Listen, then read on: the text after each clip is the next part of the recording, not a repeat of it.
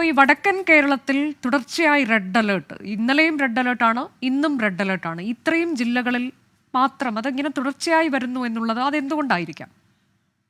അത് ഈ കാലഘട്ടത്തിൽ കാലവർഷത്തിന്റെ ഒരു പ്രത്യേകതയാണ്. ഈ ഈ കാലവർഷ സമയത്ത് ഏറ്റവും കൂടുതൽ മഴ കേന്ദ്രീകരിക്കുന്നത് കോഴിക്കോട്, മലപ്പുറം മുതൽ അങ്ങോട്ടുള്ള പ്രദേശങ്ങളിലാണ്. അത് ചാക്രികമായിട്ട് ഉണ്ടാകുന്ന ഒരു കാര്യമാണ്. അതേസമയം നോർത്ത് ഈസ്റ്റ് മൺസൂണിന്റെ സമയത്ത് നമുക്ക് മലമ്പ്രദേശങ്ങളിൽ ധാരാളമായിട്ട് മഴ ലഭിക്കുന്നതായിട്ട് കാണുന്നുണ്ട്. അതുപോലെ തീരപ്രദേശങ്ങളിലും ഇതുപോലെ മഴ കാര്യമായിട്ട് ലഭിക്കും. നമുക്കറിയാം ഈ കഴിഞ്ഞ സ്പെല്ല്, അതായത് ഈ മൺസൂൺ തുടങ്ങി എന്ന് പറയുന്നതിന് മുമ്പുള്ള സ്പെല്ല് കേരളത്തിലെ എമ്പാടും വ്യാപിച്ചിരുന്നല്ലോ. കേരളം എമ്പാടും നല്ല മഴ ലഭിച്ചിരുന്നു. അപ്പൊ ഈ യഥാർത്ഥ ഒരു മൺസൂൺ തുടക്കത്തിൽ അല്ലെങ്കിൽ ഈ പ്രോഗ്രസ് ചെയ്യുമ്പോൾ ഏറ്റവും കൂടുതൽ ആ ഭാഗത്താണ് നമുക്ക് പ്രതീക്ഷിക്കേണ്ടതെങ്കിലും ഈ കഴിഞ്ഞ കേരളം എന്ന് പറയുന്നത് വളരെ സെൻസിറ്റീവ് ആയിട്ടുള്ള സ്ഥലമാണ്. 550 കിലോമീറ്റർ നീളവും മലമ്പ്രദേശത്തേക്ക് വെറും 100 കിലോമീറ്റർ മാത്രമുള്ള, മാക്സിമം 100 കിലോമീറ്റർ മാത്രമുള്ള വളരെ സെൻസിറ്റീവ് ആയിട്ടുള്ള പ്രദേശമാണ്. ഇപ്പുറത്ത് കടലും ധാരാളം വാട്ടർ ബോഡീസും, അപ്പുറത്ത് മലമ്പ്രദേശവും. ആഗോള വ്യാപകമായിട്ടുണ്ടാകുന്ന മാറ്റങ്ങൾക്ക് വളരെ സെൻസിറ്റീവാണ് കേരളം. എന്തെങ്കിലും ചെറിയൊരു മാറ്റം പോലും ഈ ഭൂമധ്യരേഖയ്ക്ക് അടുത്ത് കിടക്കുന്ന കേരളത്തിൽ അത് പ്രതിഫലിക്കും. അങ്ങോട്ടേക്ക് ആ ഒരു കുറച്ചുകൂടി സദേൺ ടിപ്പിലേക്ക് അങ്ങനെ ഒരു പ്രശ്നം വരുന്നില്ല. പക്ഷേ അഗസ്ത്യ മലകൾ മുതൽ ഇങ്ങോട്ട് ശ്രദ്ധിച്ചു കഴിഞ്ഞാൽ, നമ്മുടെ കാസർഗോഡ് ആ മേഖലകളിലേക്ക് വരെ നമുക്ക് ശ്രദ്ധിച്ചു കഴിഞ്ഞാൽ പെട്ടെന്ന് മാറ്റങ്ങൾ സംഭവിക്കുന്നതായിട്ട് കാണാം. ഞാൻ ഇപ്പോൾ പറഞ്ഞു, സൂര്യന്റെ കാര്യം നേരത്തെ പറഞ്ഞു. ആ മാറ്റം എത്ര പെട്ടെന്നാണ് കേരളത്തെ ബാധിച്ചത്, എത്ര തീവ്രമായിട്ടാണ് നമ്മളെ ബാധിച്ചത്. അതുപോലെ മഴ, ഈ പ്രളയമുണ്ടായ സമയത്ത് എത്ര ആഘാതമാണ് അതുണ്ടാക്കിയത്. അതുപോലെ തന്നെ ഇപ്പോഴത്തെ ഈ കഴിഞ്ഞ മാസം ഉണ്ടായ മഴ, മെയ്യിലെ മഴ നോക്കിക്കോളൂ, എത്ര ആഘാതമാണ് കേരളത്തിൽ വരുത്തി വെച്ചത്.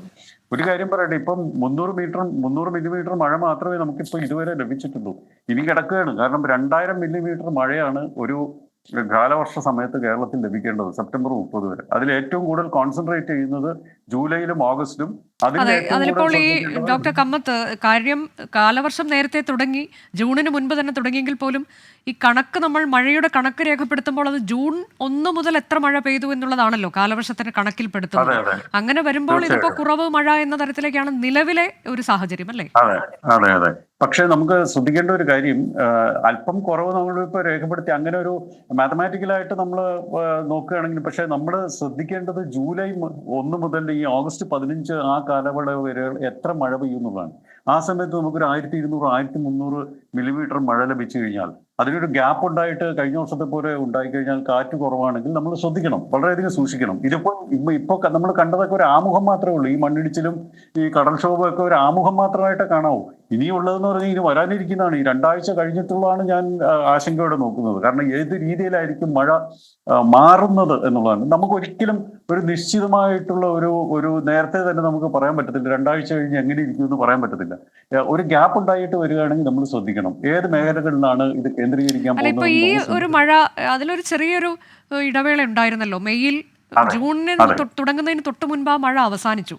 പിന്നെ രണ്ടാം ഘട്ടത്തിലാണ് ഇപ്പൊ നമ്മൾ ഈ കണ്ടുകൊണ്ടിരിക്കുന്ന ആ മഴയാണ് ഇനിയിപ്പോ ബുധൻ വരെ എന്ന് പറയുന്നത്, അല്ലേ? ബുധനാഴ്ച വരെ ഈ തരത്തിലേക്ക് 14, 15 പ്രധാനപ്പെട്ട തീവ്രമായ മഴ നമ്മൾ പ്രതീക്ഷിച്ചിരുന്നത്. ഇന്ന് കുറഞ്ഞു മഴ. ഇന്ന് പല മേഖലകളിലും മഴ കുറഞ്ഞിട്ടുണ്ട്. നാളെ ആകുമ്പോൾ കുറച്ചുകൂടെ കുറയും.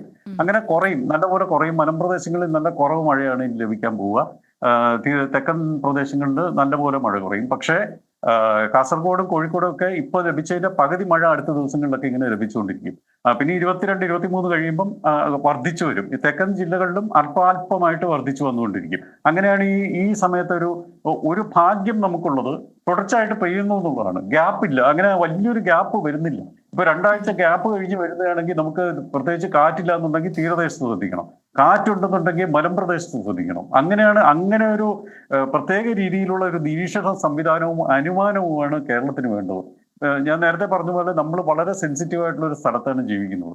അപ്പോൾ പ്രത്യേകിച്ച് ഈ മണ്ണിടിച്ചിലുണ്ടാകുന്ന മേഖലകളിലുള്ളവരും മലമ്പ്രദേശത്ത് വൾണറബിൾ ആയിട്ടുള്ള സ്ഥലത്ത് താമസിക്കുന്നവരും ഇത്തരത്തിലുള്ള ഗ്യാപ്പും പിന്നീട് ഉണ്ടാകുന്ന മഴവരവും ശ്രദ്ധിക്കണം. അതുപോലെ അതോറിറ്റീസും അത് ശ്രദ്ധിക്കണം. ഇത് തുടർച്ചയായിട്ട് നിരീക്ഷിച്ചുകൊണ്ടിരിക്കുന്ന അതോറിറ്റീസും ഇത്തരത്തിലുള്ള വിവരങ്ങൾ സ്വാംശീകരിച്ചുകൊണ്ട് വേണം പ്രവചനങ്ങൾ നടത്താനും തുടർച്ചയായിട്ടുള്ള നിരീക്ഷണങ്ങൾ നടത്താനും. ഈ 4 മാസത്തേക്ക് തുടർച്ചയായിട്ടുള്ള നിരീക്ഷണങ്ങൾ 24/7 നിരീക്ഷണം തീർച്ചയായിട്ടും കേരളത്തിൽ വേണ്ടതുണ്ട്. എസ്പെഷ്യലി ഈ മാസം അവസാനം മുതൽ ഓഗസ്റ്റ് 15 വരെയുള്ള ദിവസങ്ങളിൽ. അങ്ങനെയെങ്കിൽ നമുക്ക് ധാരാളം കാര്യങ്ങൾ പൊതുജനങ്ങൾക്ക് പറഞ്ഞു കൊടുക്കാനാകുകയും ആഘാതം പരമാവധി കുറയ്ക്കാനാകുകയും ചെയ്യും. മഴ തീർച്ചയായിട്ടും ഉണ്ടാകും, മഴ പെയ്യും. നല്ല ശക്തമായ മഴ തന്നെയാണ് പ്രതീക്ഷിക്കുന്നത്. പക്ഷെ അടുത്ത അപ്പോഴും ഒരു ഡോക്ടർ കമ്മത്ത് ഒരു സംശയം, ഇപ്പൊ ഈ മേഘവിസ്ഫോടനം പോലെയുള്ള സംഭവങ്ങൾ അത് നമ്മൾ നേരത്തെ അറിയാൻ പറ്റുന്ന തരത്തിലാണോ? അത് ഇന്ന ഇടത്ത് ഉണ്ടാകുമെന്നൊക്കെയുള്ളത് നമുക്ക് നേരത്തെ പറയാൻ പറ്റുമോ? നമുക്ക് നിരീക്ഷണ സംവിധാനങ്ങളുണ്ട്. പിന്നെ അത് മാത്രമല്ല, നമ്മുടെ മോഡലുകളുമുണ്ട്. പക്ഷെ പിന്നെ നമ്മൾ സ്വന്തമായിട്ട് നിരീക്ഷിക്കുന്ന കാര്യങ്ങളുണ്ട്. അതായത് ഒരു 10 ദിവസത്തെ ഗ്യാപ്പ് മഴയിൽ വന്നു. അങ്ങനെ ആകുമ്പോൾ നമ്മൾ ശ്രദ്ധിക്കണം, സാധാരണയായിട്ട് കേരളത്തിൽ 2000 മില്ലിമീറ്റർ മഴ പെയ്യും. ജൂലൈയിൽ ഇത്രയും മില്ലിമീറ്റർ മഴ പെയ്യുന്നുണ്ട്, 15 ദിവസം വരെ നമുക്ക് കിട്ടിയില്ല. അങ്ങനെ വരികയാണെങ്കിൽ ഇത് കേന്ദ്രീകരിച്ച് അല്പം കാറ്റ് വർദ്ധിക്കുകയാണെങ്കിൽ അടുത്ത ദിവസങ്ങളിൽ തന്നെ നമുക്ക് മഴയുണ്ടാവും എന്ന് നമുക്ക് പ്രതീക്ഷിക്കാം. അങ്ങനെയെങ്കിൽ മേഘഭാഗങ്ങൾ എവിടെയാണ് കൂടി നിൽക്കുന്നതെന്ന് നമുക്ക് അറിയാനായിട്ട് സാധിക്കും. ധാരാളം ഉപഗ്രഹങ്ങൾ നമുക്കുണ്ട്. നമ്മുടെ ISROയുടെ മാത്രമല്ല, ധാരാളം ഉപഗ്രഹ നിരീക്ഷണ സംവിധാനങ്ങളുണ്ട്. ആ ഉപഗ്രഹ നിരീക്ഷണ സംവിധാനങ്ങളും മർദ്ദവും താപവും കാറ്റിന്റെ ഗതിയും പരിശോധിച്ചുകൊണ്ട് നമുക്ക് നേരത്തെ തന്നെ മുൻകൂട്ടി അറിയാനായിട്ട് സാധിക്കും എവിടെയാണ് ഇത് ഉണ്ടാകാൻ പോകുന്നത്. കഴിഞ്ഞ തവണ നമുക്കറിയാം, കോഴിക്കോട് മലമ്പ്രദേശങ്ങളിലൂടെ അത് കടന്നു കയറി വയനാട്, ചൂരൽമല, മുണ്ടക്കൈ ആ ഭാഗത്തുള്ള മലമ്പ്രദേശങ്ങളിലാണ് അതിശക്തമായ മഴ പെയ്തത്. അതിനു മുമ്പത്തെ കുറെ വർഷങ്ങൾക്ക് മുമ്പ് കൂട്ടിക്കലിൽ മഴ പെയ്തു. ഇതുപോലെ അതിശക്തമായ മഴയാണ് അവിടെ കുറഞ്ഞ സമയം കൊണ്ട് പെയ്തത്. അപ്പോ ഈ ഒരു നിരീക്ഷണം കേരളത്തിലേക്ക് വേണ്ടി പ്രത്യേകം നമ്മൾ നിരീക്ഷിക്കണം. അതാണ് ഇനി വരുന്ന കാലങ്ങളിൽ നമ്മൾ ഇതിലൊക്കെ വളരെ പ്രധാനപ്പെട്ട തരത്തിലേക്ക് പഠനങ്ങൾ നടത്തേണ്ടതുണ്ട്. ഇങ്ങനെയാണ് അതിന്റെ ഒരു രീതി പോകുന്നത് എന്ന് തന്നെ ആയിരിക്കും അല്ലേ? എന്ത് ലോസാണ് ഉണ്ടാകുന്നത് ഒന്ന് ആലോചിച്ച് നോക്കിക്കോളൂ. നമ്മൾ എത്ര ലോസാണ് കഴിഞ്ഞ കൊല്ലം മനുഷ്യന്റെ ജീവനും പോകുന്നു, ഇൻഫ്രാസ്ട്രക്ചറിന്റെ ലോസ് ഒന്ന് ആലോചിച്ച് നോക്കിക്കോളൂ. അപ്പൊ നേരത്തെ നമുക്കൊരു മുൻകൂട്ടി ഒരു മുന്നറിയിപ്പ് കൊടുക്കാവുന്നുണ്ടെങ്കിൽ അത് ശക്തമായ മുന്നറിയിപ്പ് കൊടുക്കണം. ഇപ്പൊ നല്ല കാര്യമാണ്, ഇപ്പൊ സൈറൺ മുഴക്കുന്നു. അതുപോലെ തന്നെ മാധ്യമങ്ങളൊക്കെ നടത്തുന്ന പ്രവർത്തനം എന്ന് പറഞ്ഞാൽ അതീവ ശ്ലാഘനീയമാണ്. കാരണം ഇന്ന് രാവിലെ എന്നെ ഒരാൾ വിളിച്ചു ചോദിച്ചു, സാർ ഞാനൊരു വീട് കെട്ടുകയാണ്, 2ാമത്തെ നില വാർക്കാനായിട്ട് എന്നാണ് പറ്റുക, എപ്പോഴാണ് ഒരു അനുയോജ്യമായ, എപ്പോഴാണ് കുറച്ച് മഴ മാറി നിൽക്കുക. അപ്പൊ ഞാൻ അദ്ദേഹത്തിനോട് പറഞ്ഞു, ഒരു കാര്യം ചെയ്യും, ഒരു 50 ദിവസം കഴിയട്ടെ, ഒരു 50 ദിവസം കഴിഞ്ഞിട്ട് ചെയ്താൽ മതി എന്നുള്ളൊരു എൻ്റെ ഒരു എളിയ ഒരു അഭിപ്രായം ഞാൻ പറഞ്ഞു. അങ്ങനെ ധാരാളം അഭിപ്രായം വേണ്ടവരും ധാരാളം കേരളത്തിലുണ്ട്. അപ്പൊ മാധ്യമങ്ങൾ ശ്രദ്ധിച്ചുകൊണ്ടാണ് അവർ ഇത്തരം കാര്യങ്ങൾ തീരുമാനിക്കുകയും മുന്നോട്ട് പോവുകയും ചെയ്യുന്നത്. അപ്പോൾ മാധ്യമങ്ങൾ നടത്തുന്ന പ്രവർത്തനം അതീവ ശ്ലാഘനീയമാണ്. അത് തുടർച്ചയായിട്ട് വേണം. നമുക്ക് ലോസ് ഒഴിവാക്കണം. ഇപ്പൊ നമുക്ക് മണ്ണിടിഞ്ഞ് വീഴുന്ന പോലുള്ളതൊന്നും ഒഴിവാക്കാൻ പറ്റത്തില്ല. അത് നേരത്തെ മുൻകൂട്ടി അവർ ശ്രദ്ധിക്കേണ്ടതാണ്, എങ്ങനെയാണ് ഇത് ചെയ്യേണ്ടത്. ആ കൺസ്ട്രക്ഷനൊക്കെ ഇപ്പോൾ ഇപ്പം ഷിരൂരിലൊക്കെ ഉണ്ടായ പോലെയുള്ളത് നമുക്ക് ഒഴിവാക്കാമായിരുന്നു അത്തരം കാര്യങ്ങളൊക്കെ നേരത്തെ ശ്രദ്ധിച്ചിരുന്നെങ്കിൽ. പക്ഷേ എന്ത് ചെയ്യാം, നമ്മുടെ രീതികൾ അങ്ങനെ ആയിപ്പോയി. ഇനിയിപ്പോ ചെയ്യേണ്ടത് ഓരോരുത്തരും ശ്രദ്ധിക്കുക എന്നുള്ളതാണ്. രാത്രികാല യാത്ര ഒഴിവാക്കുക എന്ന് പറയുമ്പോൾ രാത്രികാല യാത്ര ഒഴിവാക്കുക തന്നെ വേണം. മലമ്പ്രദേശങ്ങളിൽ രാത്രികാല യാത്ര, വിനോദയാത്ര. പക്ഷേ ഇപ്പോൾ ഈ മേഘവിസ്ഫോടനത്തിലേക്ക് വന്നാൽ അത് ഇപ്പൊ മലയോര മേഖലകളിൽ മാത്രമല്ല മേഘവിസ്ഫോടനം ഉണ്ടാകുന്നത് എന്നതുകൂടി നമ്മൾ എടുത്തു പറയേണ്ടതല്ലേ? ഇപ്പൊ കളമശ്ശേരിയിൽ ഈ തരത്തിലേക്ക് അതിതീവ്ര മഴ ഒരു കുറച്ച് സമയം കൊണ്ട് പെയ്യുന്ന ആ ഒരു പ്രതിഭാസം നമ്മൾ കണ്ടതാണ്. അപ്പൊ അങ്ങനെ ഒരു ഇത് എവിടെയും വേണമെങ്കിലും സംഭവിക്കാം അല്ലേ?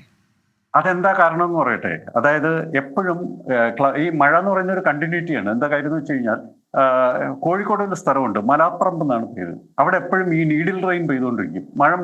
ഇപ്പോഴും മഴ മാറിയിരിക്കുന്ന സമയത്തും ചെറിയൊരു നീഡിൽ റെയിൻ എന്ന് പറയും, ആ മഴ അവിടെ ഉണ്ടാവും. വൈത്തിരിയിലുള്ള പോലെ ചെറിയ മഴ അവിടെ ഉണ്ടാവും. കളമശ്ശേരിയിലെ ഒരു കാര്യം പറഞ്ഞു കഴിഞ്ഞാൽ, പൊതുവേ എറണാകുളത്ത് ഏറ്റവും ഉയരം കൂടിയ പ്രദേശമാണ് കളമശ്ശേരി കാക്കനാട് ഏരിയ. അപ്പോൾ കടലിൽ നിന്ന് വരുന്ന ഈർപ്പം വഹിച്ചെത്തുന്ന ആ കാറ്റ് ഈ മുകളിലുള്ള മേഘങ്ങളിലേക്ക് ഒരു കണ്ടിന്യൂറ്റി സൃഷ്ടിക്കും. അങ്ങനെയാണ് അവിടെ വഞ്ചിയൂര് ആ മേഖലകളിലും അന്ന് മഴ പെയ്തിരുന്നല്ലോ. അന്ന് തീരദേശത്താണ് കോൺസെൻട്രേറ്റ് ചെയ്തിരുന്നത്. കാറ്റൊട്ടും ഇല്ലായിരുന്നു കഴിഞ്ഞ കൊല്ലം.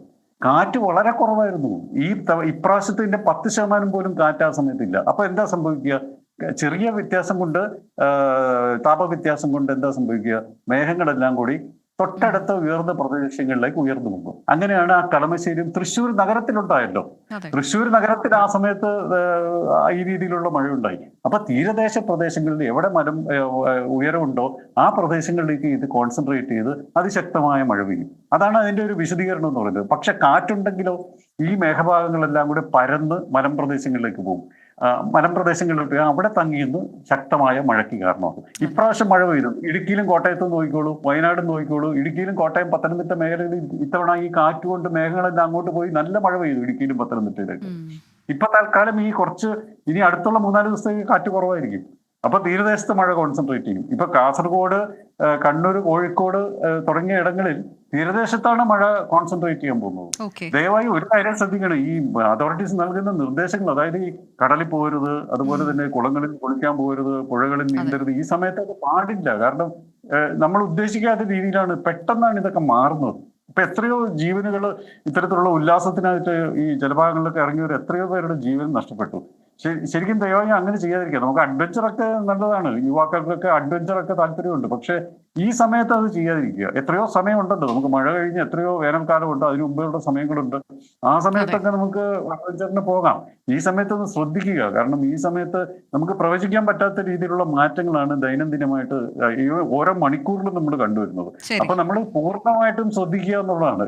ഒരു ചെറിയ മാറ്റം പോലും നമ്മൾ ശ്രദ്ധിക്കുക.